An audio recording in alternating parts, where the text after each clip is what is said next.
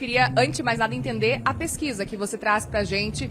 E é uma pesquisa apresentada, inclusive, no evento. Eu queria os detalhes sobre ela, que mostra muito sobre como que o consumidor está entendendo esse cenário todo das marcas. E, claro, é super importante e relevante, no fim das contas, para todo mundo que está aqui, para os CMOs que querem aprender um pouquinho mais. Ela tem um detalhe, a gente já percebeu alta demanda, o próprio Bruno Melo lá do Mundo do Marketing tinha nos demandado isso, pela demanda por confiança para o consumidor.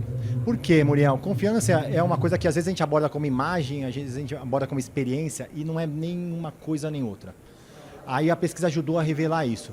Para chegar, a gente entrevistou mais de 4 mil pessoas, a gente entrevistou 9 categorias justamente para ter essa diversidade de entender, mais de 193 marcas, para entender então o que compõe a confiança para o consumidor. Perfeito. E aí qual foi o resultado, se a gente pensar nesse cenário do que compõe a confiança para o consumidor?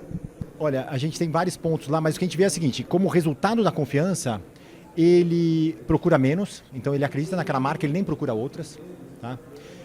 O que é um sentido de lealdade. Outro item muito interessante é que ele perdoa erros. Esse é um ponto bom de explorar. Então, quando ele tem um problema com a marca e ele é resolvido, a confiança aumenta até.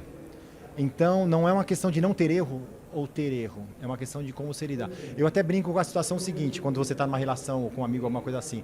Acreditar que não vai ter erro, eu acho mais provável, né? É melhor um amigo que, quando tem um erro, ele está do seu lado, ele apoia, ele faz, ele resolve, essa é a questão. A questão é saber, por exemplo, entender que errou, admitir o erro e bola para frente, vida que segue, porque aí o consumidor vai estar do lado da marca. É mais ou menos assim? É bem assim. Eu diria o seguinte, se o erro fosse inevitável, não erre, mas eu nunca vi isso em tantos mercados que a gente foi, em tantas categorias, eu acho que não dá para contar com isso.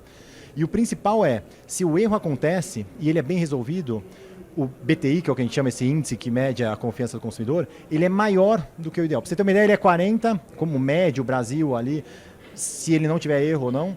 Quando você tem um erro e você corrige ele, ele vai para 57. Se você não corrigir, é 20 e pouco, você não vai para 57. Ou seja, no final das contas, as empresas têm que estar preparadas para o erro acontecer, porque é muito provável que aconteça.